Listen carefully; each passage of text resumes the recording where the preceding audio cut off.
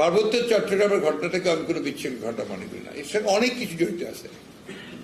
আপনার এই সুযোগ একটা নেওয়া, শূন্যতার সুযোগ নেওয়া, অন্যদিকে আমরা জিও পলিটিক্সের যে পরিবর্তন এবং যে ঘটনাগুলো ঘটছে মিয়ানমারকে কেন্দ্র করে এবং আশেপাশের এলাকাগুলোকে, ওইদিকে আপনার ভারতবর্ষের মণিপুরের যে বিদ্রোহ, সবগুলোকে যদি আপনি আনেন জিও পলিটিক্সের এই ঘটনাগুলোকে, তাহলে কিন্তু ভেরি সিগনিফিক্যান্ট আমি মনে করি।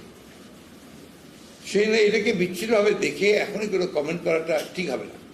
তবে আমি মনে করি যে আপনার এটা নিঃসন্দেহে একটা part of destabilizing the ruling government, যেটা যার দায়িত্বে তাদেরকে ডিস্ট করা, বাংলাদেশের পলিটিক্সটাকে ডিস্টেবিলাইজ করা। অর্থাৎ এখন যে প্রক্রিয়াটা চলছে আরেক অন্যভাবে, যে আপনার সেই এটাকে যারা বিপ্লব বলছেন, একটা প্রতি বিপ্লবের ঘটনা ঘটানো,